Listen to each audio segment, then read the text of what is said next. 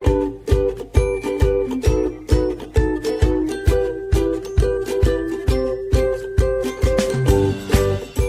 karena itu, disarankan untuk memilih dongeng yang sesuai dengan usia anak, dekat dengan keseharian anak, dan memiliki pesan moral atau cerita tertentu. Halo sahabat Meliora, masih dengan saya Susana Juwita dalam YouTube channel kesayangan kita semua, Bincang Meliora. Pada kesempatan kali ini, saya akan membahas tips mengenai meningkatkan kemampuan sosialisasi anak. Kemampuan sosialisasi merupakan salah satu kemampuan yang penting untuk diajarkan dan dilatihkan kepada anak sedini mungkin untuk mendukung tumbuh kembang anak.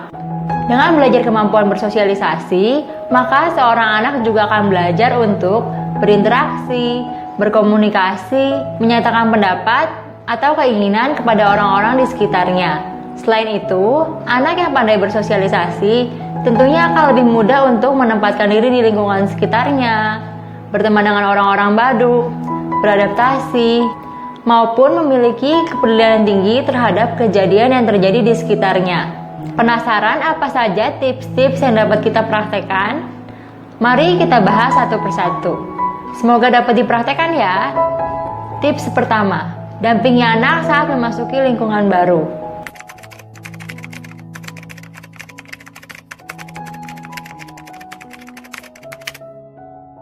Seiring berjalannya waktu, pendampingan ini dapat dikurangi secara perlahan-lahan secara bertahap. Sebagai permulaan, pastikan Anda memilih tempat duduk yang dekat dengan anak atau masih di sekitar jangkauan penglihatan anak. Jelaskan pula Anda akan ada saat si kecil memerlukan Anda.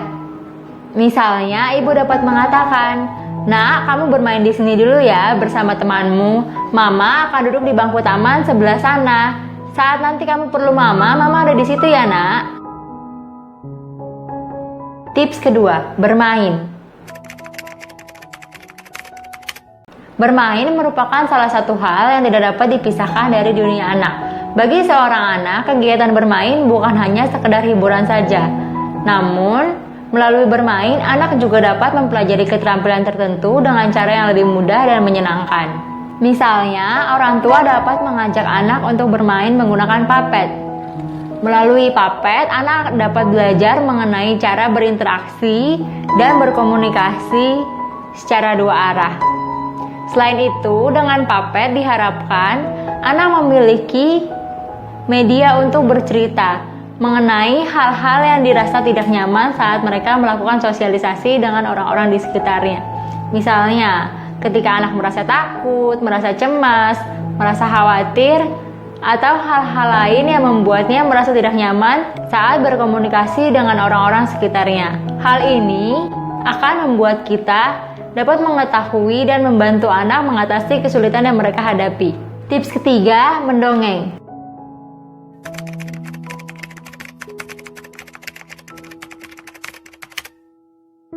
Dongeng merupakan salah satu seni untuk menyampaikan cerita, baik secara lisan maupun cerita yang berasal dari buku.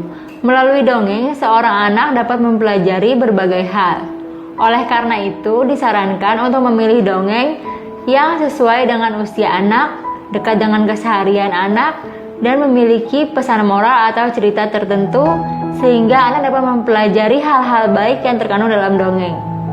Selain itu, pilihlah cerita yang sesuai dengan keseharian anak. Misalnya, mengenai asiknya bersekolah atau asiknya bermain di taman bersama teman-teman. Tips keempat, menonton video.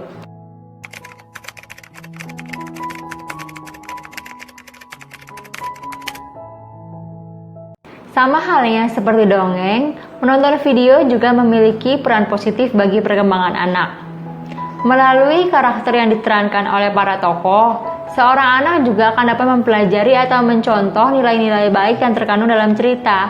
Oleh karena itu, penting untuk memilih cerita yang sesuai dengan usia anak dan dapat menjadi teladan positif bagi perilaku anak. Selain itu, anak juga akan memiliki gambaran mengenai bagaimana harus bersikap dan harus berinteraksi ketika berada di suatu situasi tertentu. Tips kelima, ajak anak menghadiri acara keluarga.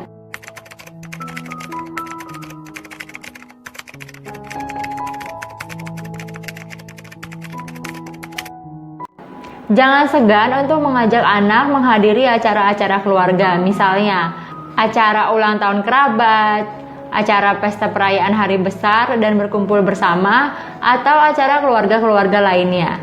Dengan demikian, maka anak memiliki kesempatan untuk bertemu dan berkenalan dengan anggota keluarga besar yang lain dari berbagai rentang usia. Sehingga lama-kelamaan anak akan terbiasa untuk menerima kehadiran orang baru yang berada di sekitarnya dengan lebih terbuka.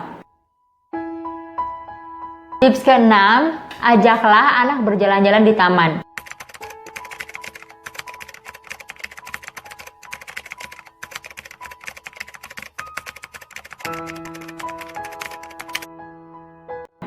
Bila kondisinya memungkinkan, Anda dapat mengajak anak-anak untuk berjalan-jalan di taman di sekitar kawasan tempat tinggal Anda secara rutin pada pagi atau sore hari.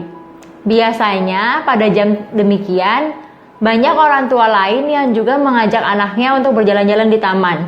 Sehingga hal ini dapat dijadikan kesempatan agar anak dapat berkenalan dengan tetangga yang berada di sekitar lingkungan tempat tinggal Anda, baik yang sebaya maupun anak-anak yang lebih besar. Demikian tips-tips yang dapat saya sampaikan pada kesempatan kali ini.